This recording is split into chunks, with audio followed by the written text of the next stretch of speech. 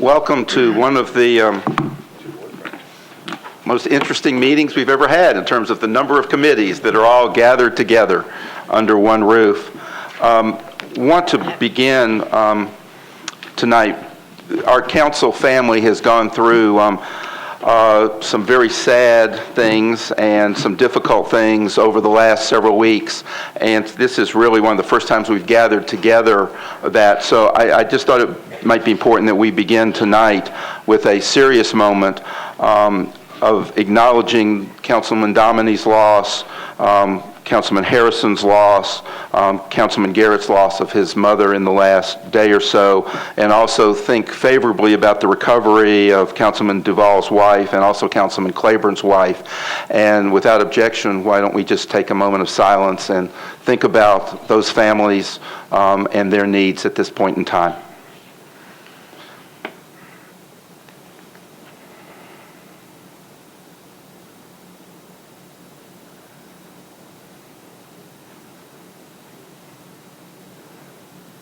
Thank you.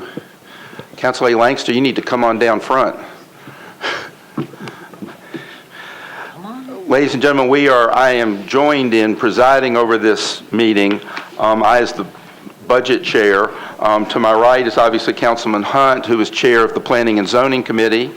Coming up is Councilor Langster, who is the chair of the Federal Grants Review Committee, and then we're joined by Councilman Tenpenny, who is the Vice Chair of the Convention and Tourism Committee, and obviously he is filling in as Chair of that committee tonight since Councilman Garrett is with his family since the funeral was today. There are 4 bills before us. In a moment, I'm going to read all 4 to put them appropriately before all the committees on behalf of all the chairs. We are then going to have a very brief presentation and update from Mr. Riebling about some things that have updated since he last was with us. Then, without objection, after that, we are going to take up the amendment first, so we would get them attached to the appropriate bills or not attached to the appropriate bills, whatever we decide to do with them, and then we will go into a general debate around the entire issue. When we are through debating all of the issue, keep in mind we will then have individual votes on each bill. And just to alert you, in case you're not following along in this complex meeting, on 9/20, that's before the Budget Committee and the Planning Committee. So keep in mind, some people are on both, some people are only on one. 593 is before the Budget Committee and the Convention and Tourism Committee. 594 is before the Budget Committee and the Planning Committee. And 595 is before the Budget Committee, the Federal Grants Review Committee, and the Planning Committee. And I'll update you when we get to those. We'll obviously do those in this room by a show of hands, and Mr. Cooper and others will help count those votes. And then we'll try to remind everybody to only vote if you're on the appropriate committee. With that, let me read the 4 bills that are before us in this joint meeting. 2013-920, Councilmembers Stein and Gilmore, before the Budget Committee and the Planning Committee, approves an amendment to the 2013-2014 capital improvements budget to modify the project cost and funding type for a new minor league baseball stadium. 2013-593, Council Members Stein, Gilmore, and Garrett, before the Budget Committee and the Convention and Tourism Committees, approves the issuance of revenue bonds not to exceed a principal amount of $65 million, authorizes the execution of a trust indenture, approves an intergovernmental agreement with the Sports Authority, authorizes the pledge of revenues for the bonds, and authorizes distribution of an official statement for the sale of the bonds. One of the proposed amendments is to that bill. 594, Council Members Gilmore, Stein, and others, before Budget Committee and Planning Committee, approves agreements for the acquisition and disposition of various properties relating to the construction of the ballpark at Sulphur Dell and the acquisition of a portion of the former Tennessee Preparatory School property located on Foster Avenue. There is a potential amendment for that bill as well. 595, Council Lady Gilmore, before the Budget Committee, the Federal Grants Review Committee, and the Planning Committee approves Amendment Number 5 to the Phillips Jackson Street redevelopment plan to extend the expiration date for the plan and increase the amount of project costs to be financed through tax increment financing. With that, that is what is before us. Mr. Riebling, the floor is yours for any updates you may have. Thank you, Chairman Stein, other committee chairs sitting up here at the front podium, and I sincerely appreciate the number of council members that we have attending tonight. It is clearly a vast majority of the council here, and I do appreciate that you take time on this, what I think is a very important issue for our community. I'm going to be very brief and then do a couple things that we want to do to kind of give you a little better flavor of some of the work that's happened since our last meeting. I don't want to go back and repeat everything that we talked about last time, because this is your meeting and I want you guys to have time to ask questions that are relevant and important for you and your constituents. But what we want to cover briefly this afternoon is I want to have Bruce Miller with Populous kind of walk through kind of some of the things he's been doing, his firm's been doing on the overall design of and the footprint of the stadium, so you have a ballpark, so you have a better sense of kind of how that's all going to lay out together. And then we have representatives of Embry Development and MFP, the ownership of the Sounds, who are going to be here, and I want them to update you on their development plans, which, as you know, are an integral part of this overall project.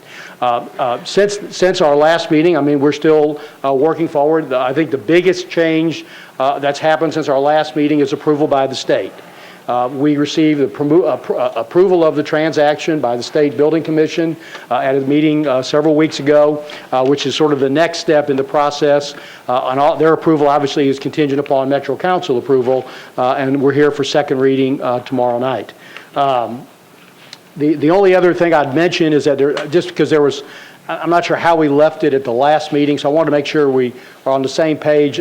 Several of you had raised an issue about use of the ballpark other than when their sounds are playing. When is it going to be available for public use and all that? And we had gone back and forth. We had a number of it was limited to like 20 days we had talked about. And what we've done is in the Sounds leases, we've just eliminated any limitation on number of days. And so essentially we have a structure with the Sounds that if a group or somebody wants to use a portion of the facility, there's a process that we'll put into place through the Sports Authority, assuming there's no conflicts and it's a legitimate use, which we won't get into that, whatever that is. Then it would just simply be a process that would work out with obviously the cost to open the facility would have to be borne by the user and things of that nature. But there's no artificial cap on the number of dates that it could be used conceivably. And I think the Sounds would tell you they'd like to see this facility used very often. It will have some capabilities to host, small lunch events and things like that for neighborhood groups and other organizations that might want to use it. So without getting into all the 10 days, 20 days, we just thought that would be a better way to do it so that it's open to the community to use. Obviously, you got to have some rules and regulations, but that's really kind of the only substantive difference, I think, from what we talked about at our last meeting. So I wanted to mention that. So with that, what we're going to do now is quickly we're going to ask Bruce to sort of just walk you through a few slides. Let me say this, all this is on your desk. I understand the big screen does not work today for some technological reason. And so we have it up on the two small screens, but you have it all at your desk. So what you have at your desk is Bruce's presentation slides, and then you have a couple pages on Embry and a couple pages on MPF, just to give you some details of their planned developments. And so Bruce, when Bruce gets done, I'll come back and introduce the other players. So Bruce. Thank you, Rich, and I appreciate again being here to address the council, and I thank you for that opportunity for this exciting project. We're in the process of planning and conceptualizing this ballpark. The last time I was here, we spoke primarily about the ballpark. In the meantime, we've been working with the partners on the sites around the ballpark to truly create a connective ballpark neighborhood between North Nashville and downtown. We've been working with the state and getting their architectural review of our planning process, as well as the neighboring properties of Embry, MFP, real estate partners, and the parking deck, and working with the greenway. And so those areas of the project are the primary focus of what we've been dealing with, as well as working with the Sounds to develop the programming and planning of the ballpark.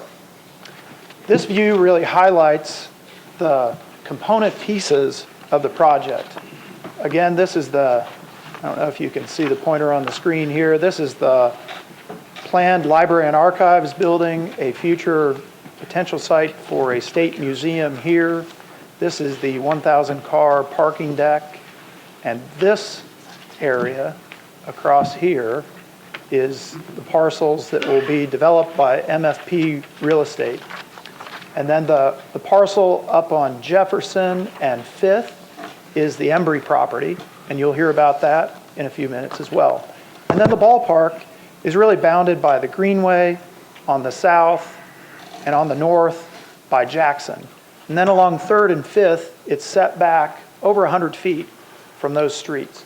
So it's really situated within the block to become an extension of the green space along the Greenway and provide these areas for additional development around the ballpark. And we think that's a very exciting opportunity to really knit a civic asset, the Greenway, in with the public ballpark. The idea here is that we create a ballpark within a park, that the ball field is 3 acres of bright green grass in a otherwise pretty hard urban environment, a lot of asphalt and concrete, and these green spaces really become almost a magnetic draw to people, and we think it'll really be an enhancement to the Greenway. Okay, I'm getting confused with my pointers here. This is a view looking back toward downtown, and I think that's one of the best assets of this site are the spectacular views that you're going to have from the ballpark to downtown and from the surrounding area into the ballpark. Again, we've recessed the field about 13 feet below surrounding street grade so that people will have a view into the ballpark of the green grass as they walk by. Really a spectacular view that you see here in some of the renderings that we've done, showing what it feels like to look out toward the outfield.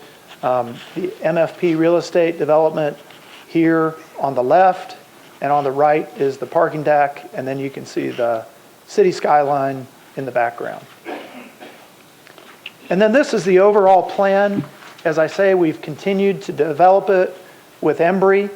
Their property is right here at 5th and Jefferson, really creating a revitalized Jefferson, adjacent and a good neighbor to the State Library and Archives across the street. The parking deck is here to the south and west, and then MFP real estate parcels are on the southeast and the east sides along 3rd Avenue, I'm sorry. And then the ballpark is really nestled within the block, again, to mitigate some of the impacts to the surrounding neighborhoods and really knit the ballpark into the fabric of the urban environment. And we really think this greenway will be spectacular and really engage the ballpark and really make it a 365 development. With that, turn back over to Rich. Thanks, Bruce. And Bruce, of course, will be around for any questions in the course of the evening.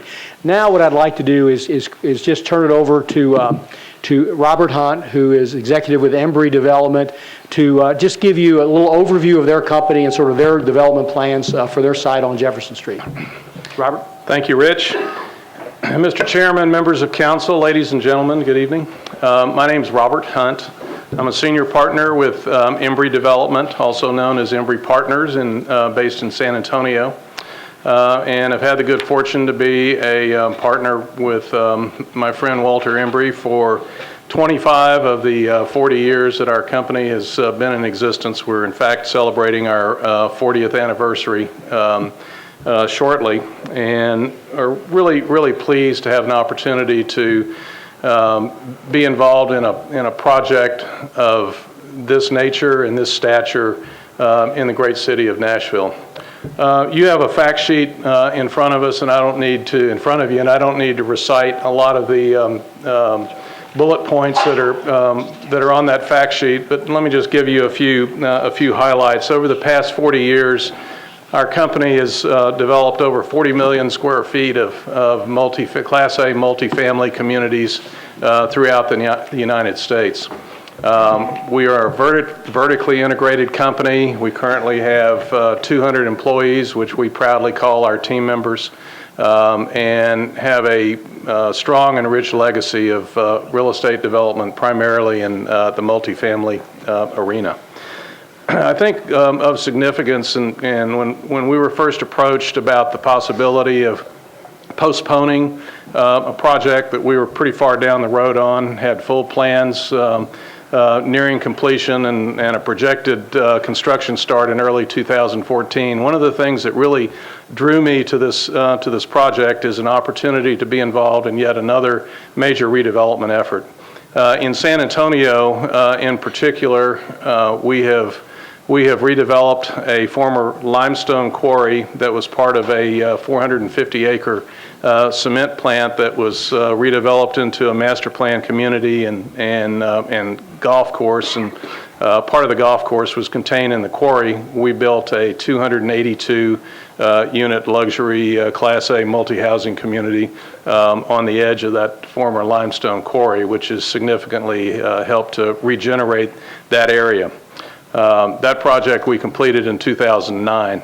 Earlier this year, and I was responsible for that one, as well as one we completed earlier this year that is part of a major redevelopment effort in the Broadway corridor north of downtown San Antonio, and is the residential component of a former brewery known as the Pearl Brewery, which is being converted into a major mixed-use facility.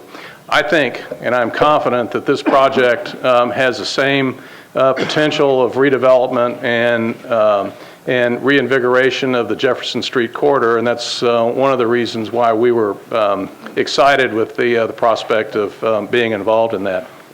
So we put our project on Jackson Street on hold, and for the last several months we have been primarily engaged in focusing on the Jefferson Street site, and have engaged our team of consultants to work with us on a new concept site plan, which you have seen that Bruce showed you on the current screen up there, and new elevations which are respectful of the area, and in particular the future state buildings that are planned for the area.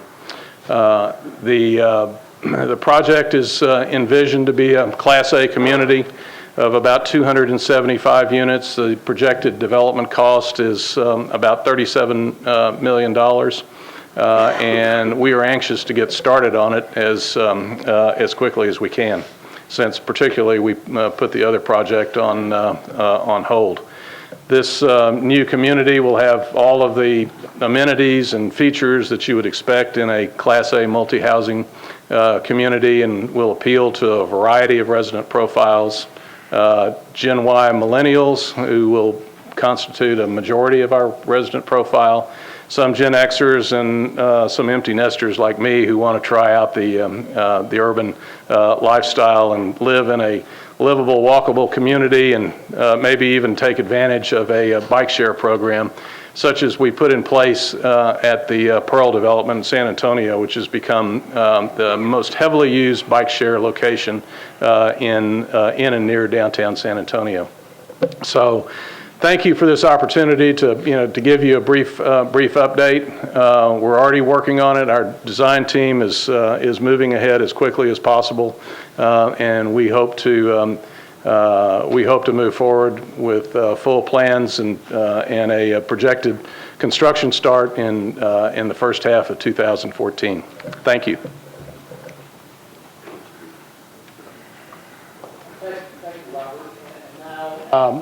The last presenter I'd like to have is Frank Ward. who is obviously owns the Nashville Sounds, as well as a principal in, I'll get the initials straight this time, I apologize for getting them backwards before, with, I have it in big letters right here so I can't forget, with MFP rather than MPF. So Frank, if you could just briefly tell the council sort of where you are on your development plans and kind of your backgrounds on that. Will do, Rich. Evening, Chairman, council members. MFP was formed in 2008 by a gentleman, Masahiro Hanzawa, who was Japanese, and myself. I spent my whole adult life in real estate development, ownership, and management. I've spent 5 years of my life in baseball. So my history is real estate. In my 40 years, I've developed in excess of 5.5 million square feet of high-rise office buildings totaling approximately $1.5 billion. From 1995 to 2008, I ran Hero Real Estate as the chief operating officer. Hero was the American operations for the Hanzawa family. We had trophy office buildings in New York, Chicago, and Los Angeles.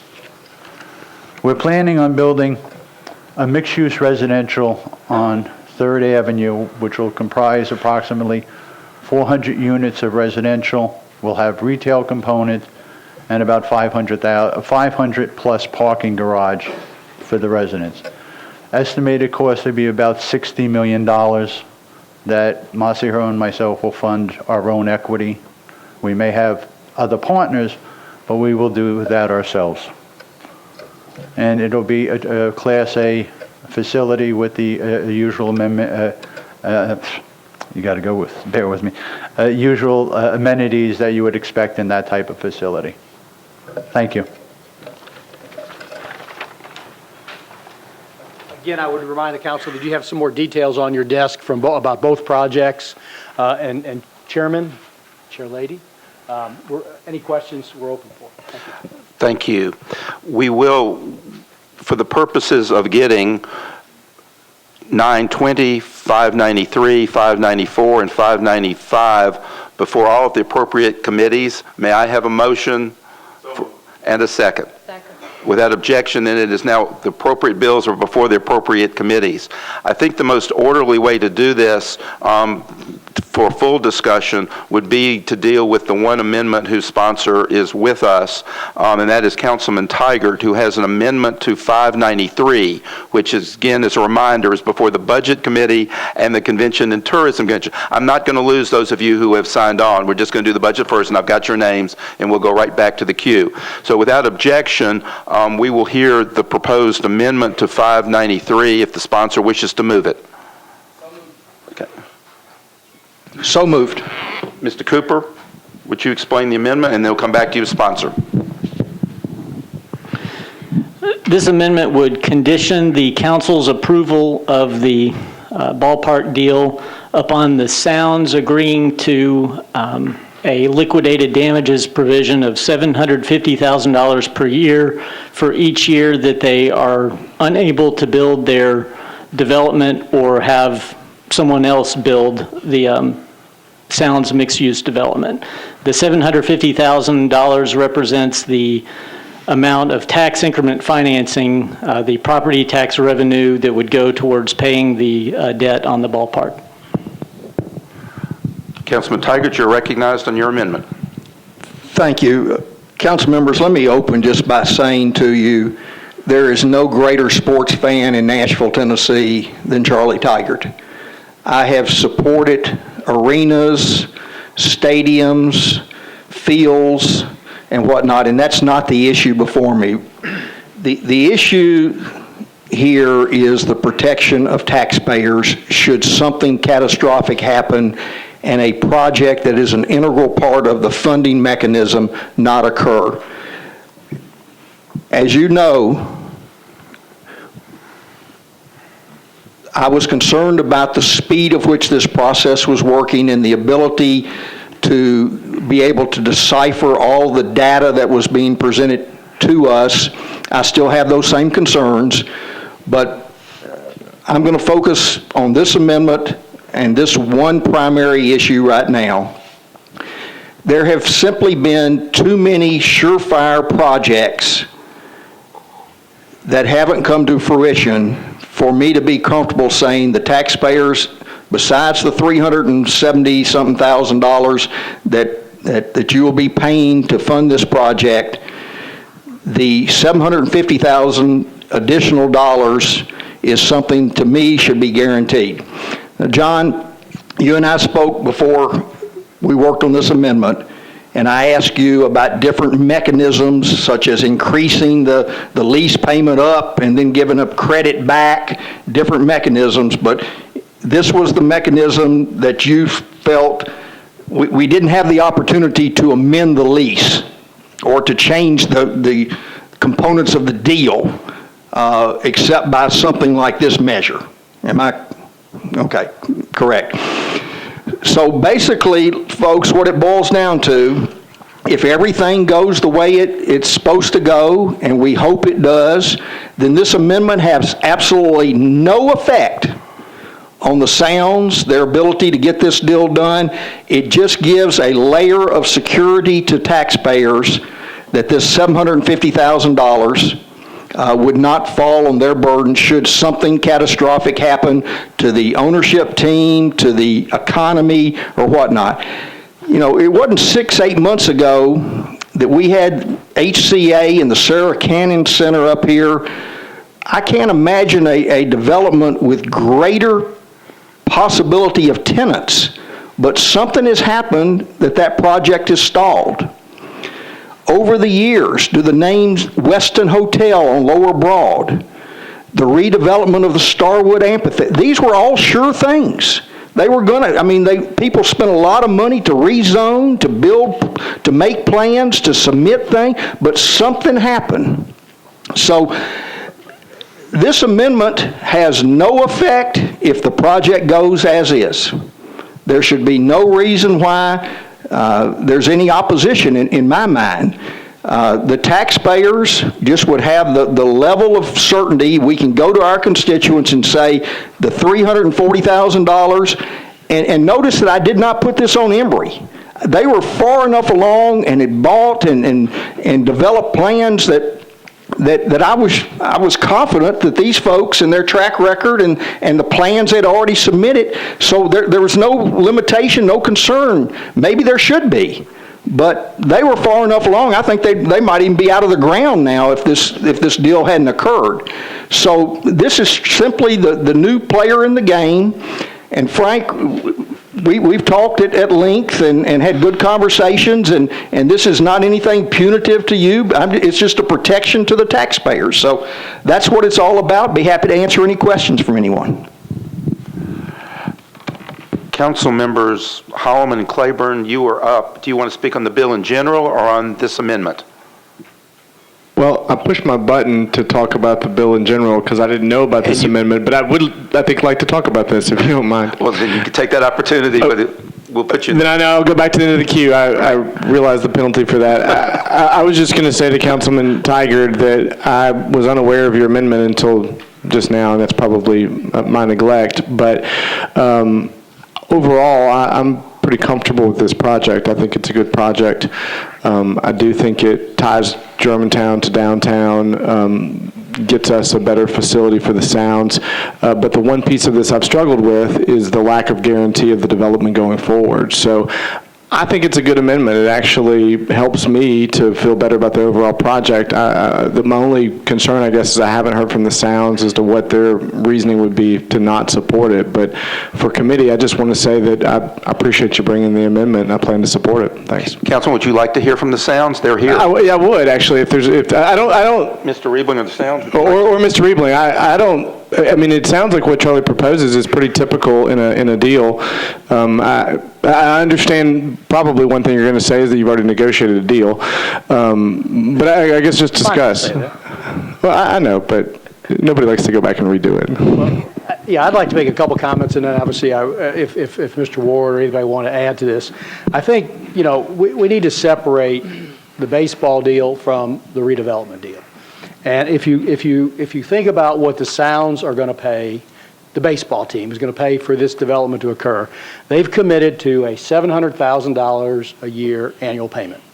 Currently, they're paying nothing under the current arrangement. Now, if you look in sort of the scheme of what ball clubs pay to get a what role they play in a new stadium, a new ballpark, obviously it's all over the map. Every deal's differently. There's no way to compare exactly the cost of one deal versus another deal. But I've got some information that prepared to me, that sounds prepared, on 6 or 8, 10 ballparks around the country.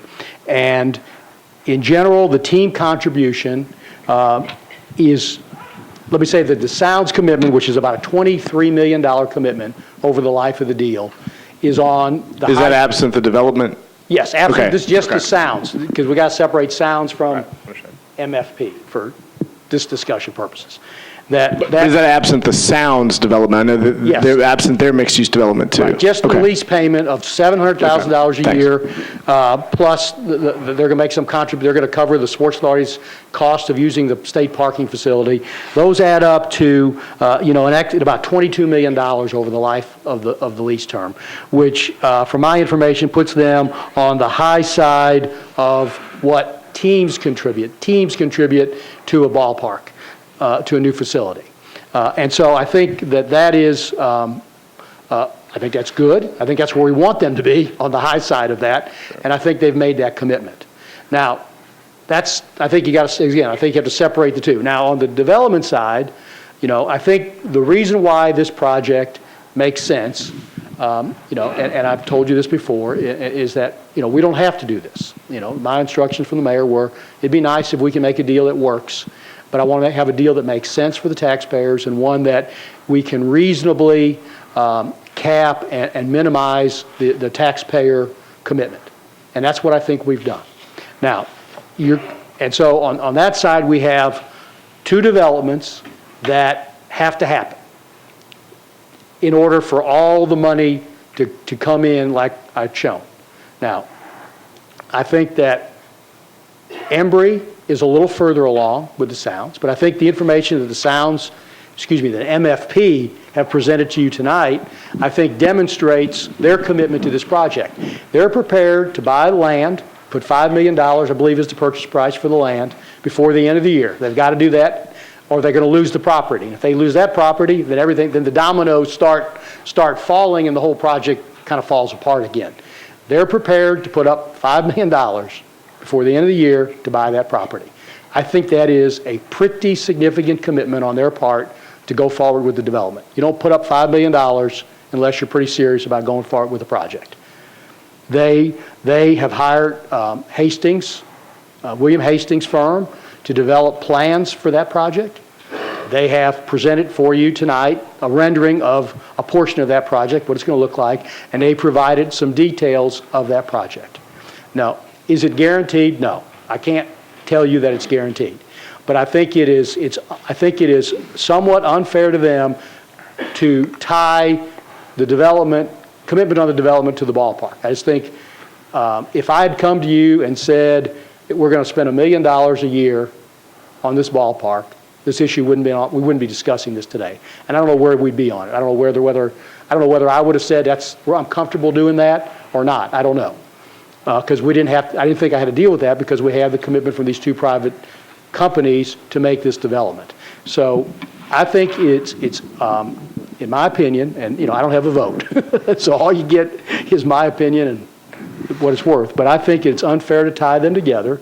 I think they've demonstrated good faith, and I think that to now go back into what you said, you thought I was going to say, I think that is the deal that we have negotiated. I think it is a very fair deal for the taxpayers, and I can't overestimate, I think, both parties' commitment to doing this project. This project, I think, both feel. Let me back up a second. I'm sorry. This is a long answer because I think it's important. No, I appreciate it. When Frank came to the city 6 years ago when you bought the team, obviously their background then was all real estate. They had no baseball experience at that time. And I think they have always viewed owning this team, I'm speaking for them, they can tell me to shut up or what, but I think they have always viewed that part of the attraction of this team was the opportunity to be involved in a new ballpark and to do development associated with that new ballpark, because that's their bread and butter, that's what they know how to do. And so it took us a while to reach an agreement. It hadn't been a smooth glide pattern. We've had ups and downs, but we're at a point now where everybody is hungering to do this transaction because they want to get this project built. The economy in Nashville has changed dramatically over the last 4 or 5 years. Developments like this are now, this is what people are seeing. They're hot. These are the kind of developments we want to do. And I think that, they've demonstrated good faith by being patient. And I think it's unfair to tell them we don't trust you. We don't think you're going to really do the deal. Now, I get the taxpayer part and all that, and I understand where Councilman Tiger may be coming from on this amendment, but I think it's just an unfair burden to place on them at this time when we're so close to getting a transaction done that we've negotiated. Mr. Chairman, if I could just respond to that, and thank you, I appreciate the thorough answer. I think I'm going to vote for the amendment in committee tonight, understanding that we have more time for discussion. But what I wanted to ask originally when I pressed my button, and I think, Mr. Riebling, I think your answer sort of reinvigorated that for me, is I think what would be helpful to me is I got some numbers tonight on the question I had asked about pre-development cost from Mr. White, and if we could just have sort of a one-page summary of exactly what all the hard numbers are, and understand some of them are going to be flexible because they're not hard numbers, but at least what the components are of the deal that include estimates of pre-development, and the way it was couched to me was in terms of a maximum, and I understand that's a maximum and maybe not the actual number. But I think that would be helpful to me because I understand your point. I understand that you're saying that you think this is a good standalone deal, even if the development never happens, so we ought to not have a condition about the development happening. I don't necessarily disagree with that, but you're just more familiar with the ins and outs of how those numbers landed such that you feel comfortable with that. I'd like to get comfortable with that. So with that, I would just ask that we have that. I think it's all information that probably you have right in front of you. But if we could get that would be helpful to me. In the meantime, I think that this is at least a conversation worth having, because while I trust them, it's not that. I think we have trusted on a few cases, and it's just a matter of sometimes the deal doesn't work out. And I would like for us to encourage that deal to happen. So thank you. Councilman Claiborne, are you in general, or do you want on the amendment? I'll speak on the amendment. Mr. Riebling, in your comments, I didn't write it down, but you said something about if I were coming here to tell you that we're spending $1 million a year on this project, I don't know if I would be coming here or wouldn't be here. Is that close to what you said? It's not the deal, but I mean, I think, we've talked about a ballpark in this community for a number of years. I don't know how long now, 10 years or more. And I think there's some price that the city should be willing to contribute to make this deal happen. I don't know what that number is. I don't know if it's $345,000 or whether it's $1,345,000. That's the only point I was making. We didn't have to cross that bridge because we didn't have to cross that bridge. Right. Well, the reason I bring that up is because we are actually going to spend in excess of $1 million on this ballpark. We have $494,106 that we're spending now for TPS property rental for the school. Correct. Okay, that's money that's in the budget. That's Correct. money that's not going to be spent in that particular way going forward if this deal passes, but it's money that's going to be transferred and spent in this location. Right. I think so it's money that's still being spent. Yeah, I said new tax dollars, Right. I think is what I said. Okay. We're spending $250,000 toward Greer Stadium presently. We're not going to spend that if Greer Stadium goes away, but we're still going to be spending that $250,000 to the new site. Correct. So we have new money in the equation that's projected at $345,000. That's correct, yes, sir. Okay, so when you add all of those numbers up, that's $1,089,000. So we're over $1 million every year in our budget that's going toward the retirement of these bonds. And if the Sounds deal, if the MFP deal were to go south the way the Twin Towers on West End just did, then we're looking at $1.8 million plus every year to pay for this ballpark. Now, I think the ballpark's a great thing. I think it's a great thing for North Nashville and for Jefferson Street. I don't have any argument with any of those comments that have been made. But I have a constituency to represent. And the only way, if that $750,000 gets added into this, the only way we have to meet that, you have said, is with non-tax revenue. And you've explained to us that non-tax revenue is anything that doesn't include, it's any income that doesn't include sales tax or property tax. Is that correct? Yeah, that's the pledge on the bonds, that's right. Right, Yes. okay. So what is the percentage of the current non-tax revenue that we already have pledged toward existing obligations?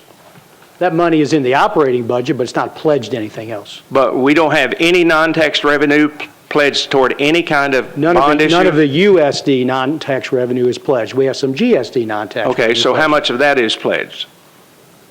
What percentage, roughly?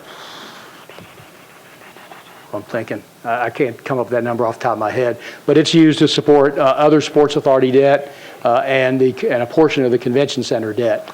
How much, I'd have to, I don't know what the annual debt service on those are. I can come up with that. I can't do it off the top of my head. Okay, so in our current year budget, you don't know how much of our non-tax revenue is going out? None of that is going to those purposes. It's purely a pledge that if something happens and other revenues are not coming in, Right. then that's a backup pledge for the bondholders that they can attach and get paid. I understand that. Okay, so if the 750 didn't come in, what would that percentage represent in non-tax revenue?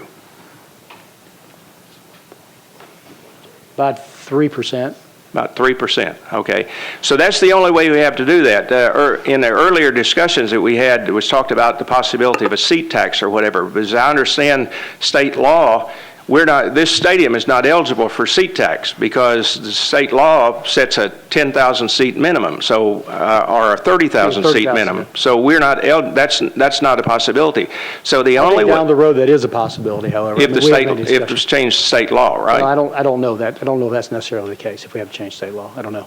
Okay, but the point that I'm trying to make is that this MFP has come forward, and Mr. Ward has made a very compelling. I have no reason to doubt the sincerity of this company and their eagerness to get a new ball stadium and to play ball in a new area and to see development take place around.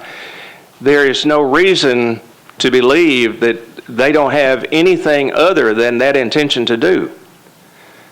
So when we say to them, we're expecting you to put skin in the game, and they put in $750,000 toward paying this debt off, we're putting in a lot more skin, potentially, than that. And so to me, this is the hump that I have to get over in order to support this fully going forward. I would like to ask Mr. Ward if they are sincerely planning to move ahead according to the schedule that they have given us, what his objection would be to an amendment that would have no effect at all on what they're planning to do. Mr. Ward? First of all, I think what is being asked is unprecedented. You talk about skin in the game. We're guaranteeing $22 million of lease payments for the next 30 years. Let me backtrack. We came to this town 6 years ago. None of you knew me. I said, we're going to do A, B, and C. You had no reason to believe me. We proceeded to do A, B, C, plus,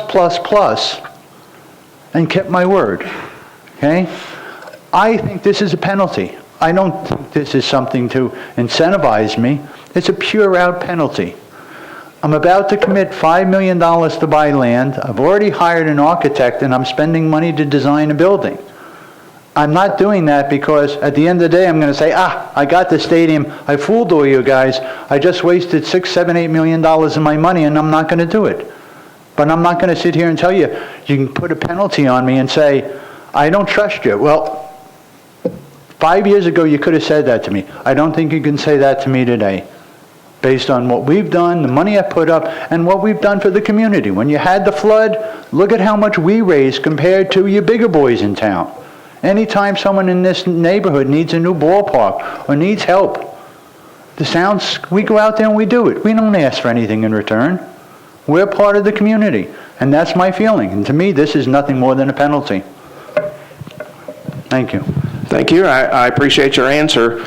And I think that you're just in response that you're expecting the city to be penalized in the uneventful event that this doesn't happen. Well, but let me say that the financing plan is not MFP's financing plan for this project. It's the city, it's the administration's financing plan. We put together what we thought was the good financing plan to provide the security for this transaction. That's not their role. Their role is to make a lease payment on the team for the use of the facility and to undertake the development around it, which they wanted. That they asked for the right to do that development because they're eager to do the development. So I mean, I think that to label this as their sort of financing plan, that's not. It's really the one that I put together with the administration's help. And then I mean, I think I think that they have tried to demonstrate good faith. I don't know how I don't know how you differentiate them from Embry, for example. I mean, I'm not trying to put another burden on this, confuse this, but Embry's is a big piece of this as well, and they're going to do that transaction. And you're telling me that you think they're going to do their piece, but the Sounds MFP's not going to do theirs. That seems when you know the team. So it seems to me that it's just a somewhat of an unfair request. And it's superfluous to really making this deal go on. But that's my opinion, and obviously we just. I would just make two quick responses. That Emory would have already been in the ground if they hadn't been asked to back off. So that's I think demonstrates that their intent is to go ahead and do what they're planning to do, and the $750,000 is part of the financing plan. That's an integral part of the financing plan. Administration's plan, but the $750 from the Sounds organization is an integral part of that plan. And if that $750,000 doesn't come, then it has to come from the city. Councilman Todd. Thank you, Mr. Chairman. Like Councilman Holloman, I came tonight with some questions, and I think after seeing the presentation by Embry and hearing some other things, I feel a lot more comfortable. We've all been dealing with Nashville Next and have issues with infill, and I think this will help us with our infill. But I tell you, this amendment is really important to me to getting comfortable. And I have seen leases where you do state a full rental rate of like $1.4 million, and if they do what they say they're going to do, the rental rate would drop down to $700,000. And according to Mr. Cooper, we can't do that. We're elected to protect the taxpayers, and I love the Sounds. I appreciate what they're saying, but trust but verify. They're going to do what they say they're going to do. Then let them adopt Councilman Taggart's amendment. I think it's a no-brainer. We owe it to the taxpayers. This is a little bit of a reach for our city. We're a major league sports town now with Titans and Predators. We're doing this as an accommodation. It's going to be a good thing, but it's a reach. And like I said, we all had some questions coming over here, but I think when all this comes together, it's going to be a nice thing. But we got to protect the taxpayers here. I think this amendment is a no-brainer. If they say they're going to do what they're going to do, it's a no-brainer.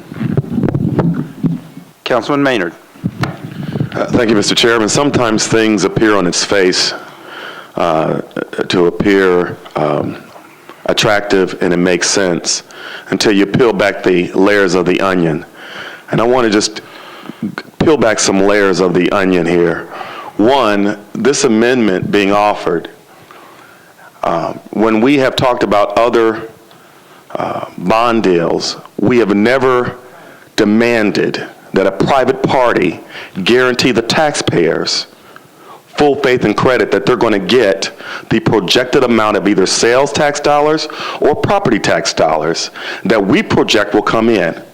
This is unprecedented.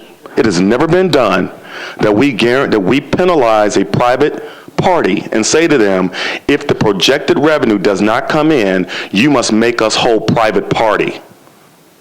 And if we want to go down that line and go down that slippery slope, which the sponsor has never demanded of anybody else, he has supported every bond issue in the past. He's never come against one. He supported every sports team in the past and never demanded that they pay a penalty if the projected sales revenue did not come in as projected, except for this deal. This is a poison pill. And for the lawyers that are in the room, listen, the charter is what it is, and I'm going to take my time. This is important. Pursuant to the charter, the administration negotiates the deal. We have an opportunity to vote it up or down, but they negotiate in good faith. As the lawyers in this room know, is that when you then put in punitive damages, that is a significant, substantial change to the contract. There is no way you just happenstance add a punitive damage clause to the contract. That's not how you negotiate contracts. And my dear friends that are in the back know this. You don't wait until the council meeting and then say, oh, by the way, I'm going to add a punitive damage that if you don't do so-and-so, you're going to owe the city $750,000, which makes the amendment a poison pill. In other words, it kills the deal. All of us know that Embry needs to begin development by the end of the year. If we pass this amendment, at the very least, Mr. Ward and MFP will go to renegotiate this contract, which will then, they have to bring it back to us, which will then delay it, which will then what? Kill the deal. If at the most they walk away from the deal, it kills the deal. This amendment simply is a poison pill to kill this deal. Please do not vote for this amendment. Second, I want to say this. Somebody mentioned that they have to have skin in the game. The Sounds are putting in $22 million over the term of the bond and the lease agreement. $22 million, that's skin in the game. They're also taking the risk of putting together a team and running the operation. That's skin in the game. This is a businessman putting capital to risk. He's also agreed to put it in a location that we all can say, I appreciate Mr. Ward, may not have been his first choice, if you don't mind me saying. But because the community wanted it at Sulphurdale, he is saying, I will accommodate. Again, skin in the game. Finally, we're not demanding any type of punitive clause for the state of Tennessee if they don't build their archives in their library. And even though they own the land, it would be a shame if they didn't build the archive in the library, but we're not adding or asking for a punitive clause if they don't build it. They have promised to build it, their plans to build it. We're giving them $23 million for a garage to build it, $5 million to build underground garages to build, and yet we don't demand from the state that if they don't build their archive in their library, they then must pay a punitive damage to the city because it adversely impacts us. But we're requiring it of the Sounds. And the reason why this amendment is being offered is to kill this deal. And if you vote for it, you're killing the deal. I will ask that you not vote for this, even though on its face it appears innocent. It's not. It will kill this deal. And I'm asking you to please vote no. Councilwoman Blaylock. We have a lease contract stating that that the Sounds is going to have to pay $750,000 a year, whether or not they build this development or not, correct? They are committed to making a $700,000 a year annual lease payment for the stadium, towards the stadium. That's their only legal commitment. And they have announced plans to do another development, a private development, that we think will generate realistically some $750,000 in property tax, which would then also be used to help pay for the debt service on the financing for the stadium, for the ballpark. Okay. I guess that's my only question on the amendment then. Councilwoman Weiner. Thank you, Chair. John, this is probably a question for you. Rich, you may be able to answer it. Is there any precedent for this? To my knowledge, the council has never conditioned approval of a bond issuance or any other deal upon something happening or one of the parties agreeing to something else.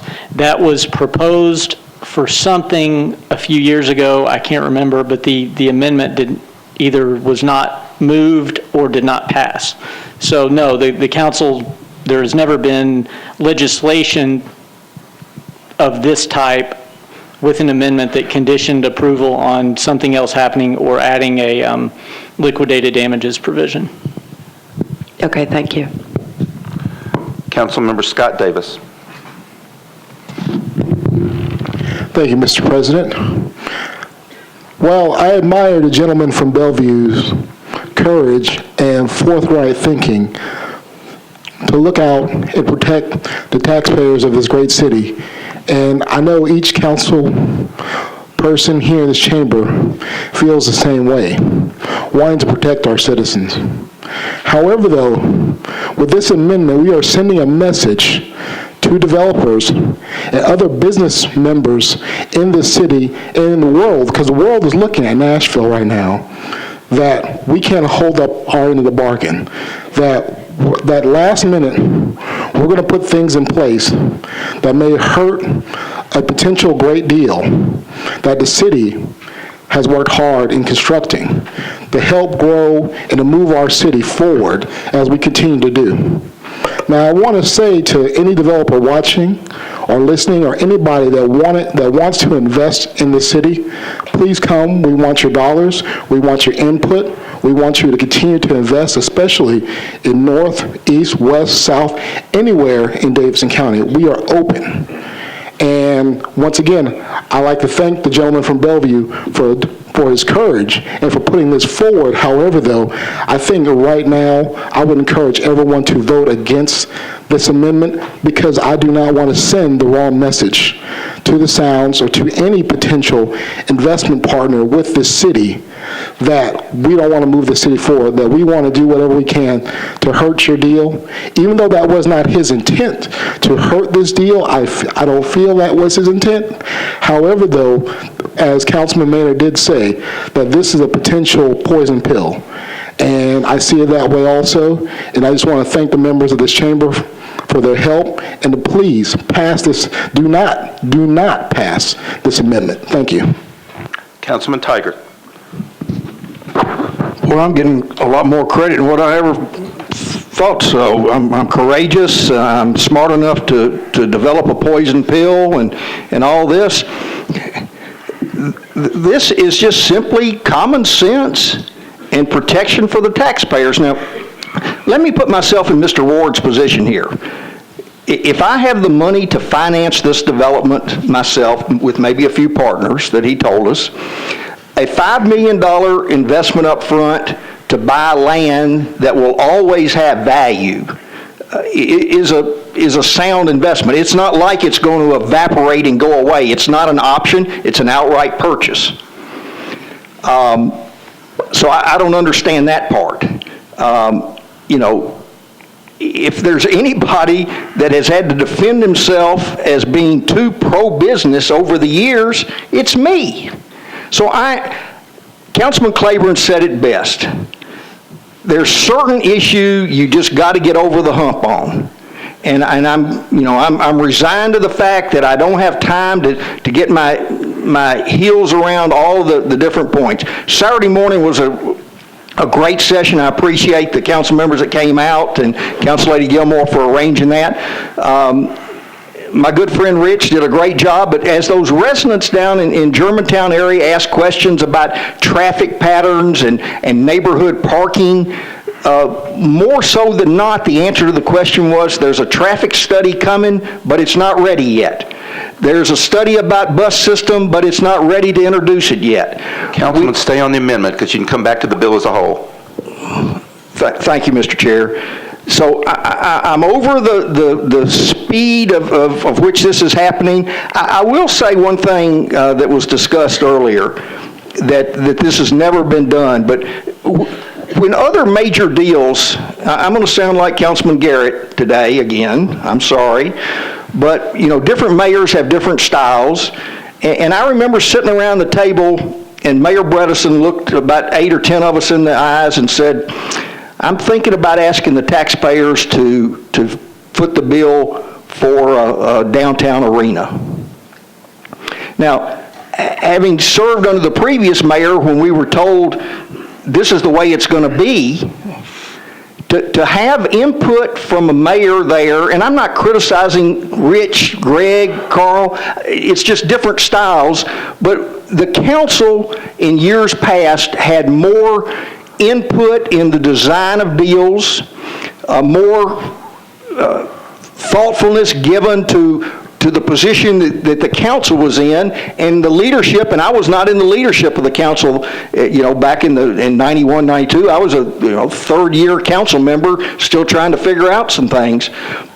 But to participate in the process, and that was important. So, this is the point that I guess I have to draw the line on, and it's not protecting the developer, it's not protecting the business entity, it's protecting the taxpayer. And if this deal is going to happen, it has absolutely no effect whatsoever. It doesn't send any bad message. In fact, it sends a message to our constituents that we're looking out for your best interest, and should the catastrophic happen, none of us want that. So I'm prepared to vote for this bill.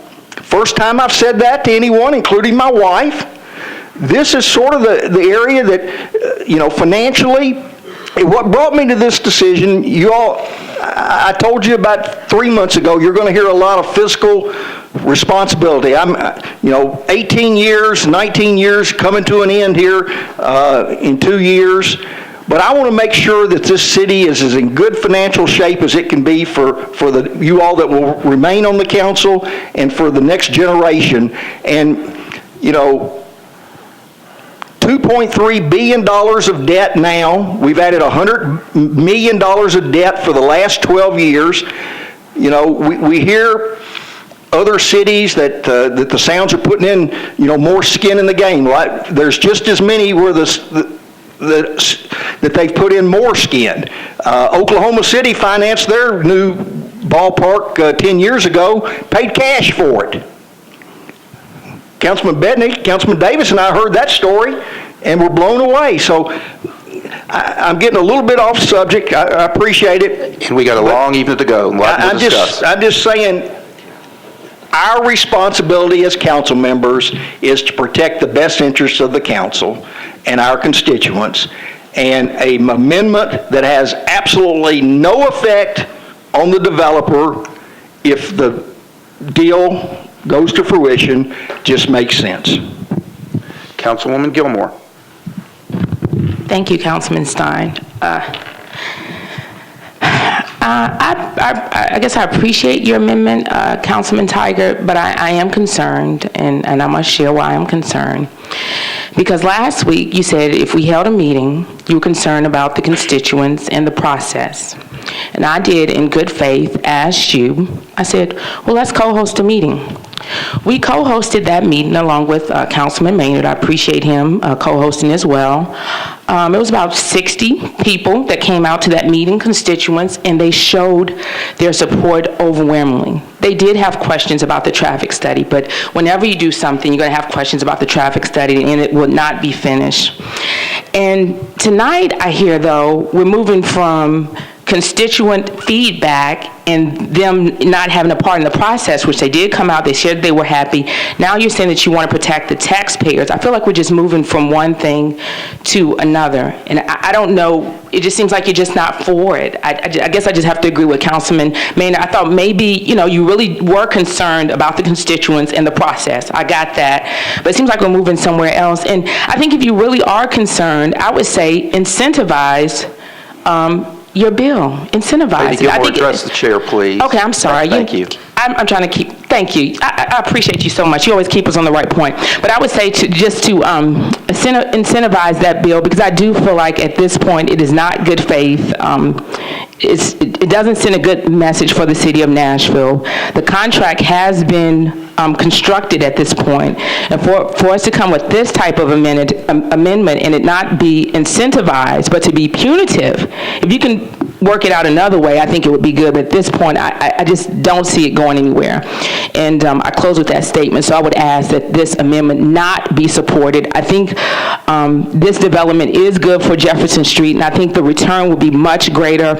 I was looking at the actual drawings and the renderings and just seeing the people walk up and down the street and how much development and economic dollars that it will bring to the area that does not exist now on some vacant, blighted land. So I would ask that you do not support this. Thank you. Members of the committees, we're going to stay on the issues here tonight. Councilman Maynard. Thank you, Mr. Chairman. I just wanted to respond to Councilman Tigard's. He keeps stating that this does not affect the legislation or the contract, and that is not a true statement. This is a substantial change to an existing agreement that was negotiated between the administration and the Sounds ownership. This is, and every lawyer in this place knows it. It is anytime you have liquidated damages, you have punitive damages as a clause added to a contract you've already negotiated, it is substantial and significant. But to say that I'm just offering this amendment because I want to protect the taxpayers, no, what you're doing is you're killing the deal.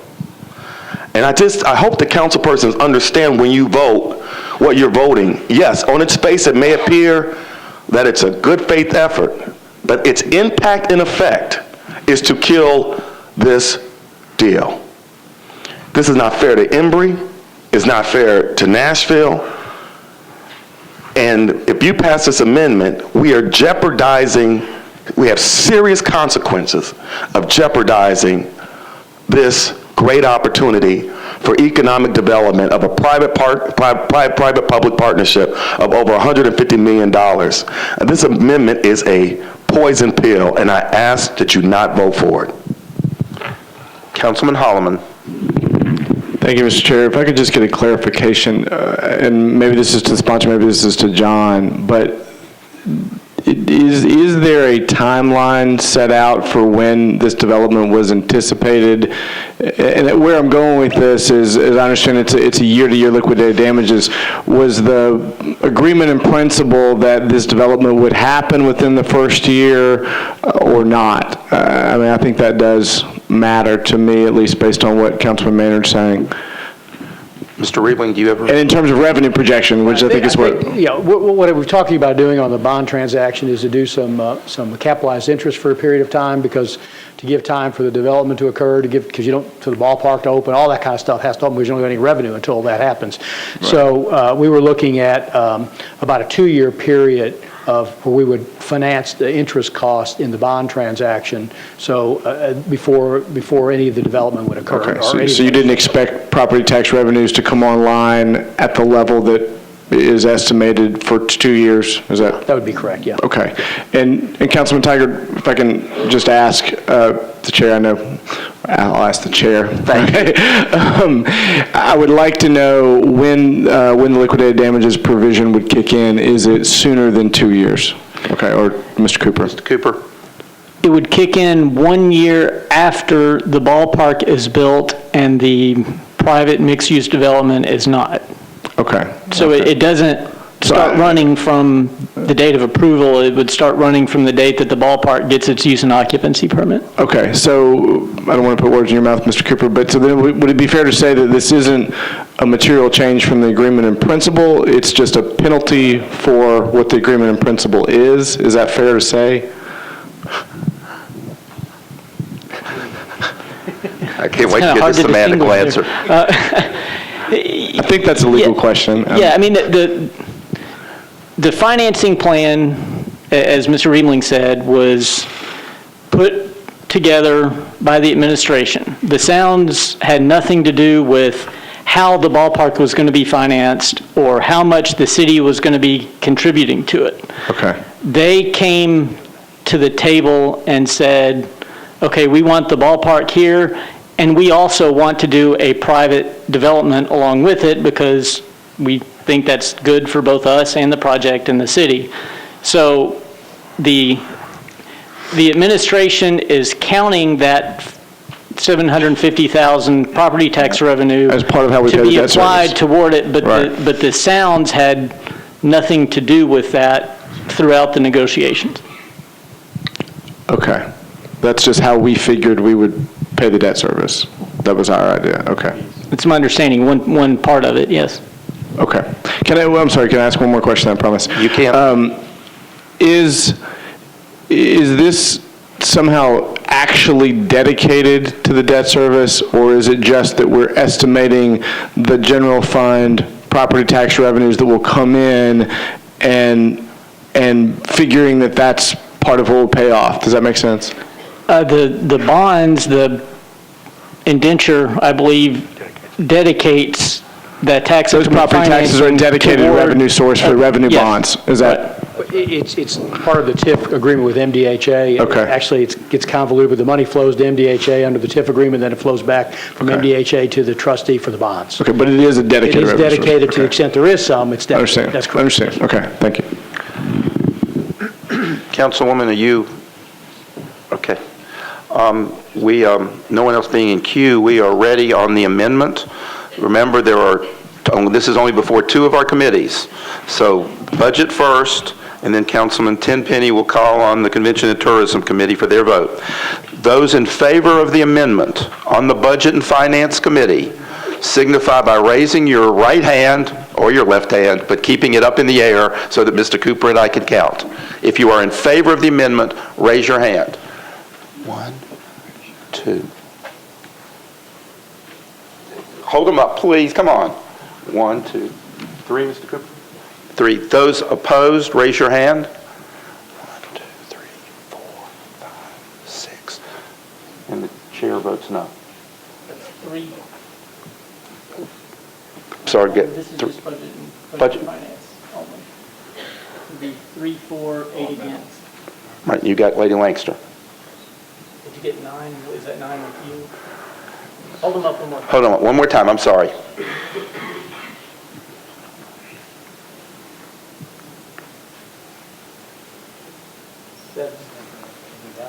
Well, there are only 10 here.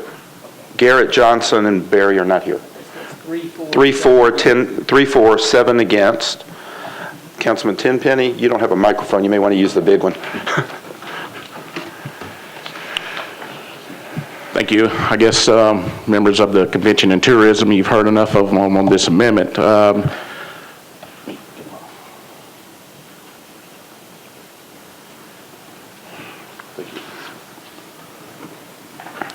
Before us stands BL 213-593, the amendment. I would like to ask if there's any discussion about the amendment at this time. So do we have a motion on the floor to adopt this amendment? You already have the motion. Okay. All in favor?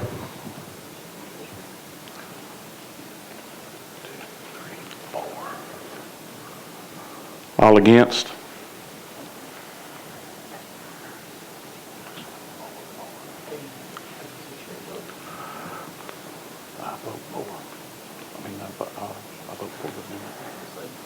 Yeah.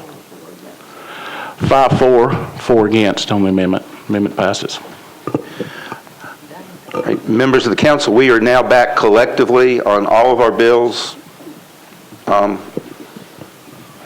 Any questions or comments on any of the bills?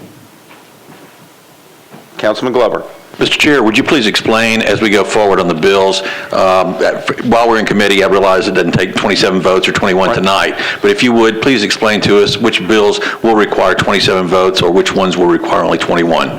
Well, on the floor of the council, the only bill that will require 27 is 920, which is the capital improvement budget amendment. Because it is an amendment at this time of the year, it requires 27. All of the others are a majority of those. Thank you, Mr. Other questions, or are we ready to take each of the bills? Seeing none, we will then, in order, first take 920, which, as a reminder, is before Budget and Committee and the Planning Committee. Those in favor of 920, which is the amendment to the capital improvement budget to modify the project cost and funding type for a new minor league baseball stadium, please raise your hand if you're on the Budget Committee.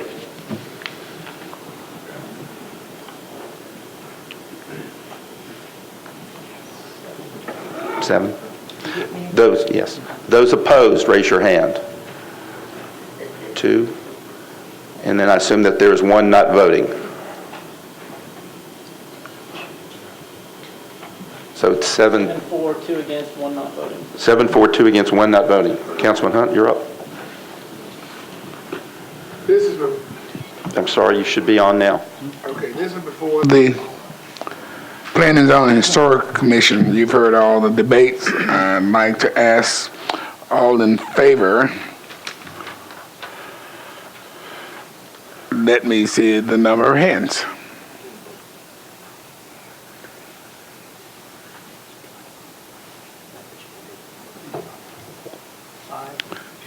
Five. All opposed? Actually, I really had a question. I was trying to do already. Well, we were in the, okay. Well, I know, but I pushed it before we had ever asked to do more again. All right, Councilman Glover, we'll come back. All right, Councilman Glover, your question. Well, I apologize, but I mean, I'm not on budget, and I'd like to know something. On the debt service here, it's 4.3 million, is that what we're committing to for 30 years total? Annually, Probably annually, correct. All right. And so we're looking at roughly 22 plus another 22, so approximately 40 million over if everything goes right. So we're still looking at spending in excess of $80 million on this, if my numbers are right. And what's scaring me, and I didn't bring this up, Mr. Chair, because I'm not on budget and finance, but one of the things I feel like that needs to be said is that our debt service has gone from about $88 million in 2011 to about $189 million this year. And the thing I'm concerned with is that as we go forward, how do we take care of just the responsibility of the city as well? And Mr. Riebling, if you want to address that, you're welcome to, but that's a concern I've had. Thank you. Well, yeah, frankly, Councilman, I think you're mixing apples and oranges, but we can walk through that in a minute. 88 million is really not a realistic number to look at. That was the year in which we did the restructuring of some of our debt in order during the depth of the Depression to avoid massive layoffs or a tax increase. I believe members of this council voted overwhelmingly in favor of that. So I think the 88 million, if you go back 2 years before that, our debt service was $169 million, which is a more realistic year to look at, and it'll go up to about $210–15 million a year from now. So that's the ballpark we're looking at. We're looking at, because of the revenues, again, I would not have proposed this project if it was fully burdened on the taxpayers. I believe the revenues to pay for this project are real, and at the end of the day, it's going to be a minimal $340-ish, $350,000 a year annual commitment that the city's going to make from its operating fund to fund this project. We have lots of different kinds of debt. We have Sports Authority debt, we have Convention Center Authority debt, we have general obligation debt, and we have water and sewer debt. And I think I'll be happy to sit down with I'll sit down with anybody to walk through each of those and show you where we are. The best thing I can say is we get graded every year. We get graded more than every year by the rating agencies, and our city's bond rating has gone up. We're now a AA. We're a AA1 for Moody's, and we're AA with Standard & Poor's. They look at us pretty carefully, and they're very confident of our ability to make our payments and meet all of our obligations now and well into the future. Thank you. Thank you, Mr. Chair. Let me start over. On your planning committee, yes. Okay, we're going to take this again. All members of the Planning and Zoning and Historic Committee in favor of this bill, let me see the number of hands.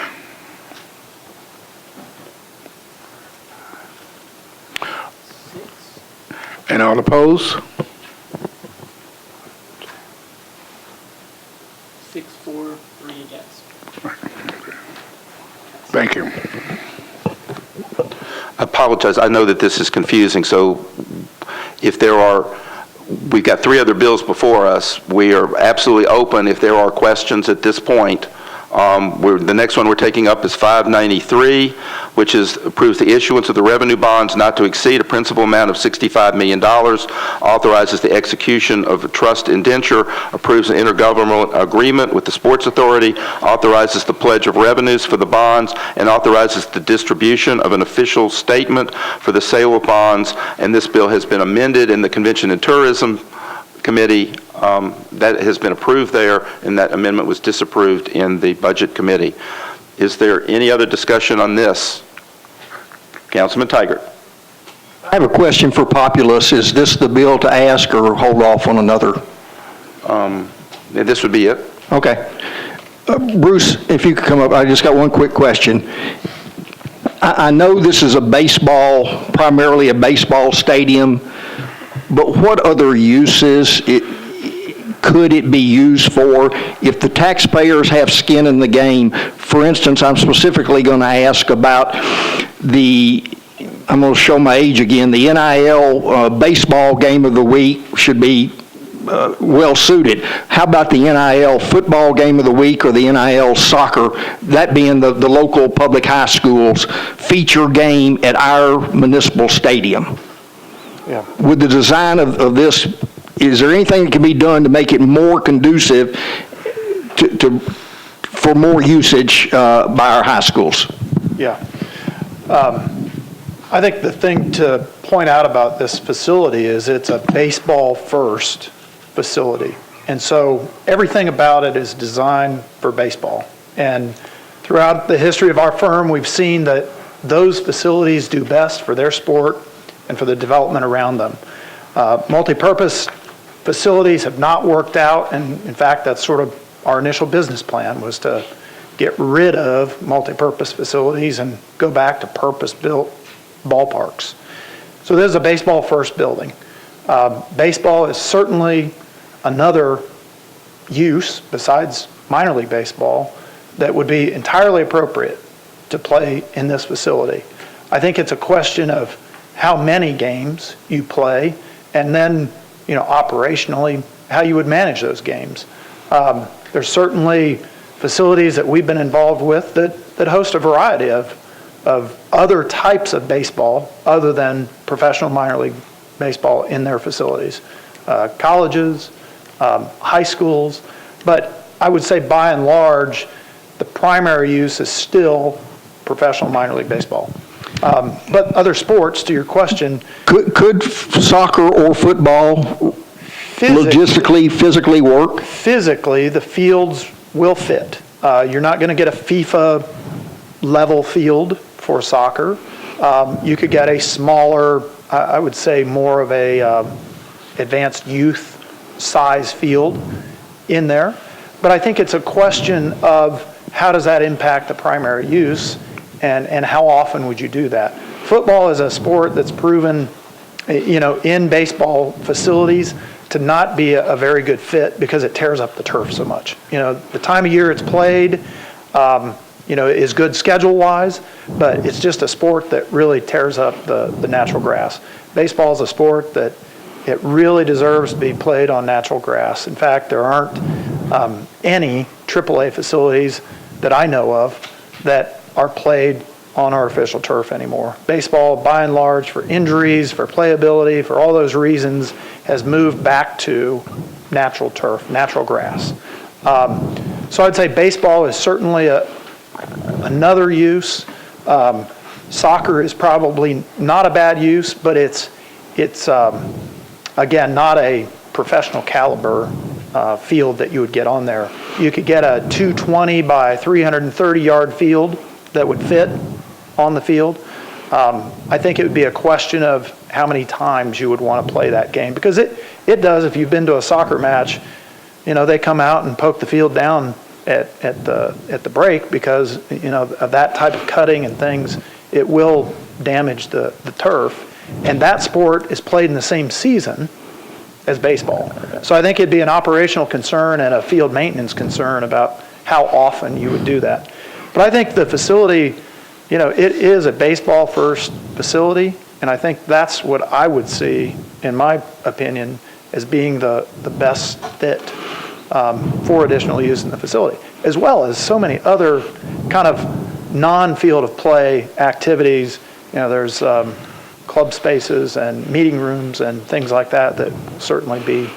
I'm just trying to create an atmosphere that would be special for our kids. Yep. And if you saw some of the soccer fields and football fields that they play on now, if we could create something special for these kids, I remember back in school, you know, there was a feature game, and, you know, even MLK and Hume Fogg that play at Municipal Auditorium. It's not the greatest facility, but compared to what they're playing at now, it's a special event for those kids. Yeah, and high school baseball playoffs. You know, two examples I can think of off the top of my head. Des Moines, Iowa is a AAA facility, and they've worked hard to host the state baseball playoffs. And it's become a real tradition in Des Moines. The whole state of Iowa comes to Des Moines to see those kids play in the state playoffs. So that's a great use. And even at the professional level, Target Field in Minneapolis, it was, you know, they have embraced youth baseball and really made it a special thing, you know, that you get to come to the state championships and play in a professional stadium. I said it, it's a ballpark. Okay, thank you very much. Councilman Bedney. I knew there was a microphone there somewhere. I don't know if this is, I walked out for a minute and I came back, we were here, so if I'm asking the question and somebody asked already, I apologize. I was wondering if Mr. Riebling can help me if there is any I'm sure there is a building contingency in the budget that you guys established to build this stadium. And I'm asking because so early in the project, if there is any unforeseens in the project, I'm sure you have something to cover. And if those unforeseens are not being used, will that money be used to offset some of the debt or something? I mean, I think this is we got a pretty tight budget on this project, but I mean, as I said somewhere in this process, you know, we're going to design this project to what we can afford. And so we've got $37 million or so available for it, and that's what we're going to use. I think that puts us on, you know, not on the high side by any means of a ballpark like this, probably on the low side. Architects are probably squirming when these numbers. So I don't think there's a lot of flexibility there, but you know, we've been pretty good at building projects to what we have available, and that's my commitment. We're going to monitor this project, and we're going to build it to what we've got. We're not going to go over budget. Thank you, sir.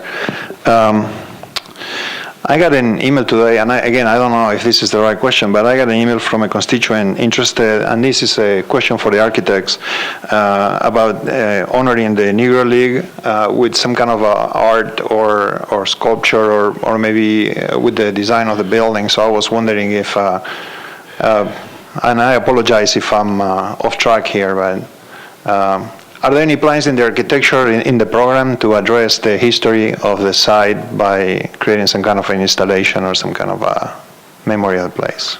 Well, when I was here 2 weeks ago, I think it was, we talked about the great history of the site, and we think that's a real opportunity to brand the facility. We haven't finished all that programming yet, but I think it certainly is an opportunity that avails itself because of the history of the site. Okay. And then I have one more question, and I'll be quiet. And again, I don't know who to ask this question. Maybe it's for Mr. Riebling, but is there any I wonder if the developers will agree to dedicate a portion of the units to affordable housing or for some kind of people, working families that may be interested in living in that. I mean, I don't even know how, and again, if I don't want to derail the deal or anything, I was just wondering if there is that opportunity there. Yeah, I think that both groups are really looking at market rate sort of projects, and I don't think there's been, I don't know what the rents are going to be on those, but I don't think they're looking at. I think that may be a little, maybe above, sort of working housing for that. But the market will dictate whether it's affordable or not. Thank you. Councilman Harmon. Thank you, Mr. Chairman. Rich, you and I had some discussion about the terms of the lease in regard to sort of those major capital expenditures that we're on the hook for down the road. Yes, sir. And whether, we've talked about this in regard to the Titan Stadium, and the stadium there has to be maintained in a world-class condition, or whatever the term is. And so I think I heard you say at the initial briefing that there was similar language in this deal, and then I thought I understood that maybe it wasn't. Yeah. So do we know finally? Yeah, it's comparable facilities. I think that what we've done is, in the construction of it, we said we're going to build it comparable to 3 or 4 other minor league parks that have been built. So the initial construction is going to be compatible to that. But in terms of ongoing, there's no ongoing commitment to keep up with the Joneses, so to speak. So if Indianapolis, I don't know where, somewhere decided they were going to build a $100 million park, we wouldn't have any commitment to match that. Our only ongoing commitment is to obviously keep it playable, professional, and sort of meet sort of the Pacific Coast minor league baseball standards. So it's pretty generic in nature. It's not tied to anything specific. All right, so no huge, scoreboards with fireworks and Megatrons and all that sort of stuff. Yes, sir. All right, thank you very much. Any other questions at this point? Seeing none, we will then in Budget Committee first, in Convention and Tourism second. First on 593, this is the issuance of the revenue bonds. Those members of the Budget Committee in favor, please raise your hand.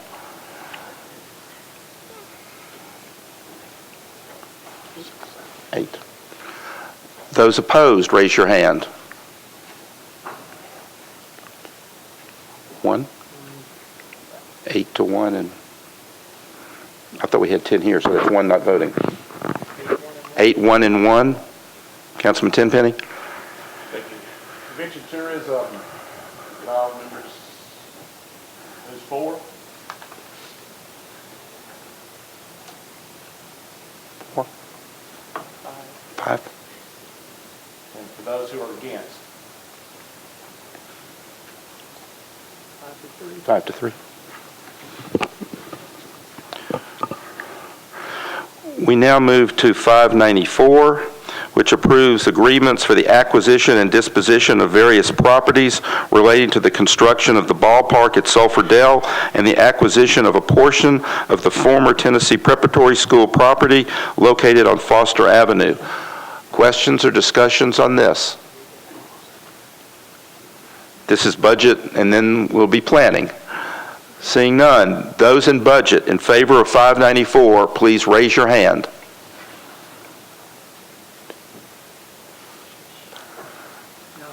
Nine. Any opposed? 0 opposed. 9 to 0. Councilman Hunt? Planning and zoning members, all those in favor of 594, please raise your hand.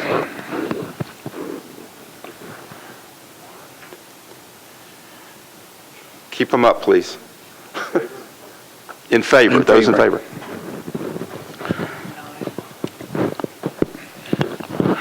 Those opposed?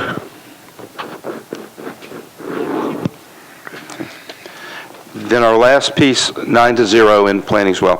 The last piece of legislation before us tonight is before the Budget Committee, the Federal Grants Committee, and the Planning Committee. This is the approval approves the amendment number 5 to the Phillips Jackson Street redevelopment plan to extend the expiration date for the plan and increase the amount of the project costs to be financed through tax increment financing. Any more discussion or questions? Budget Committee first. Those in favor, please raise your hand.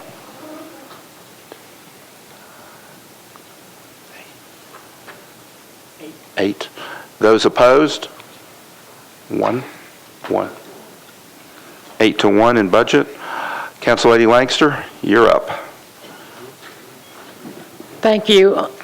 If any members of the Federal Grants Review Committee has any questions, I see Mr. Joe Kane and Ms. Angie Hubbard present in the audience, and I thank you for staying so late with us. All those in favor of 595, let it be known by raising your right hand, please.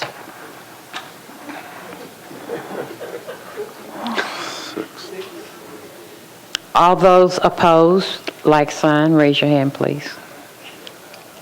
640. Okay. Thank you. Councilman Hunt? Planning, Zoning, and Historical Committee, all those in favor of said legislation, please raise your hand.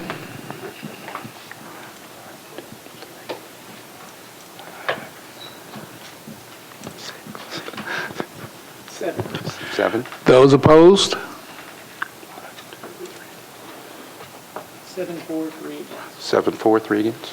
Thank you all very much on behalf of all of the chairs that are up here. Thank you and good night. I didn't hear enough. Thank you.